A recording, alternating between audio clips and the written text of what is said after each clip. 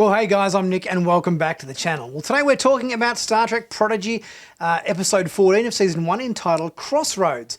This was a really good episode, I found. It had a bit of everything. We had a return of a legacy character from Next Generation in the form of Heaton Okona, played by Billy Campbell, reprising his role as the roguish smuggler, the Star Trek's answer to Han Solo that we saw back in season 2 of Next Generation. He was back in this episode. We had the Protostar and the crew of the Dauntless finally meeting. Our two ships came together in this episode, and we had a bit of a conflict there, a bit of a situation between our two ships.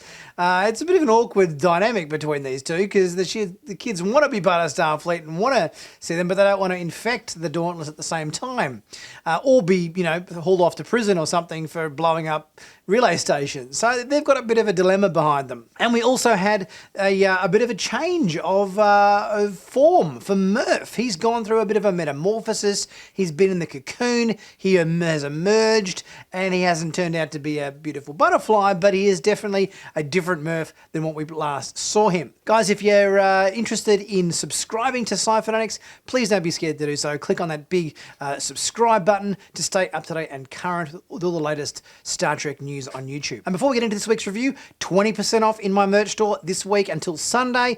Everything there, hoodies, mugs, caps, you name it. Great new designs, huge amount of designs in the store.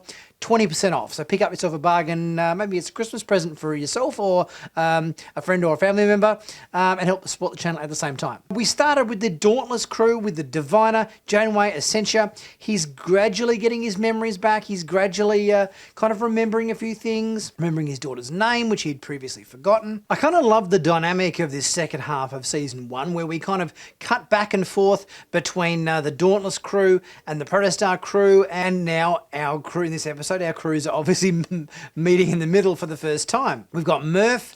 He's obviously still in this cocoon from the last episode, and it would appear like the crew, obviously they don't want to infect Starfleet with the virus, so they've got to bury the ship on this planet and I guess find transport elsewhere to take them to the Federation. And then they go wandering throughout this planet to find a spaceport where they can book passage off the system.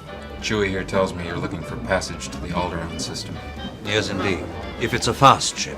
This place that they end up in being kind of a bit, to use a Star Wars reference, a bit Mos Eisley-esque. We've got, aliens of many different races. It's a spaceport. They're trying to book ships passage off the system. We've got Kazon there. We've got Klingons there. And we've got none other than Heaton Okona, Billy Campbell reprising his role as the classic character from the season 2 of Next Generation. What better place than, this sort of smuggler haven to find, Star Trek's answer to Han Solo. Now, the other thing which kind of was a bit of a surprise in this episode was the appearance by some Xindi reptilians. Now, we have not seen the Xindi since Star Trek Enterprise. The Xindi have never showed up in any other Star Trek series apart from Star Trek Enterprise up until now, where we finally see some Xindi reptilians for the very first time in quite a long time, which was good to see. I think the reptilian Xindis were very fearsome clan of the Xindi. I thought they were always stylistically a good look.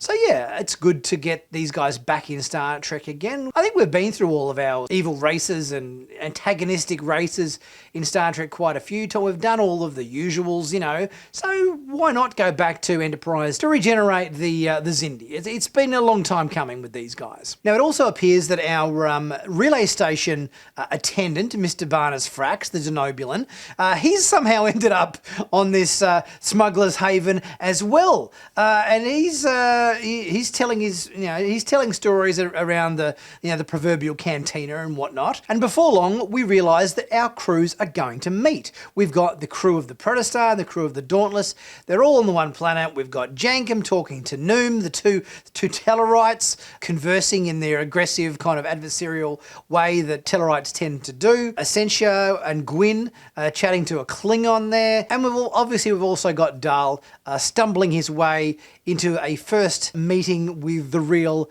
Admiral Janeway. I was quite surprised by this. I honestly thought there'd be a few more episodes before our two crews finally kind of met. We kind of got to them in this episode quite soon, I sort of thought, considering we're like, what, episode, I guess, 14 out of 20? So I suppose I thought this would probably come in a couple of episodes' time. But no, I think we've hit that milestone now. But I was a little bit surprised that the kids were so standoffish. I thought they would have said to Janeway, yes, we have the Protostar, it's got a virus on it that destroys other Federation things, and we need your help. Instead, they're all running away and cowering in the corner because they're very, very scared that they're going to get in trouble and get a big smack on the wrist or whatever from Janeway for stealing the ship and blowing up the relay station, rather than them kind of giving them support. So I guess this is understandable. I mean, I guess a lot of kids, when they do something that they think is, wrong, or particularly blowing up relay stations, that they think they're going to get thrown off into jail, and, and they're very, very fearful. I kind of get the apprehension there. But yet, I guess I would have thought maybe Hologram Janeway would have guided them,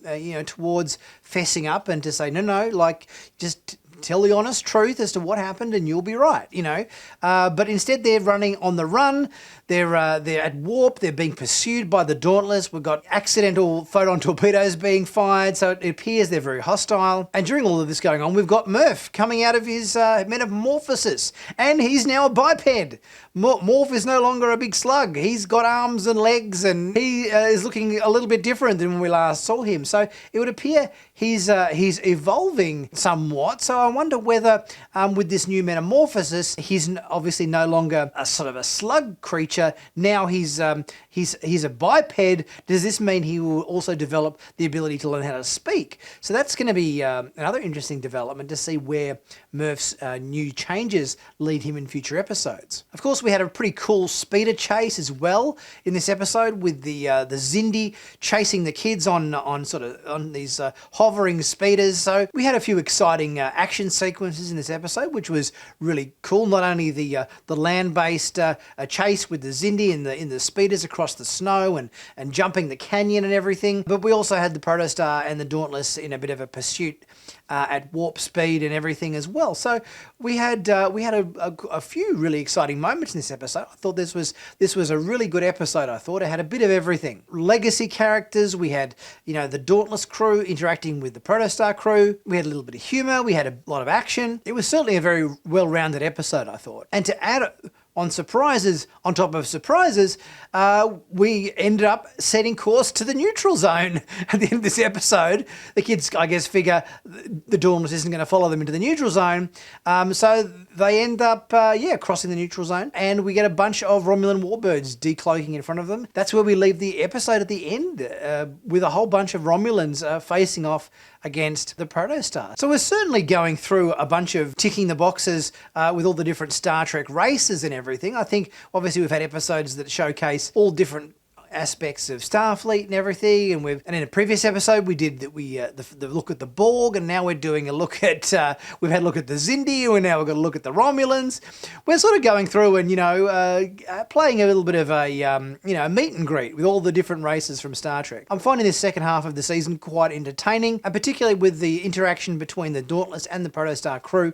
It's lifted the whole show, I think, to quite an interesting series. But guys, let me know what your thoughts were on this episode. Did you like seeing Billy Campbell reprising his role as Thaden Okona for this one? What did you think about seeing the Xindi? It's been such a long time since we've seen the Xindi. I thought that was a good appearance, but let me know what you think.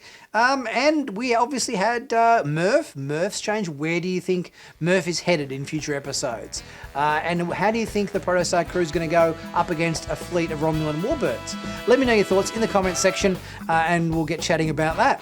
Guys, as always, please don't forget to subscribe if you haven't done so already, and obviously check out the merch store, 20% off all my stuff at the moment until Sunday, so be sure to check out that and help support the channel at the same time. And I'll be back very soon with my next video. I'll catch you guys soon.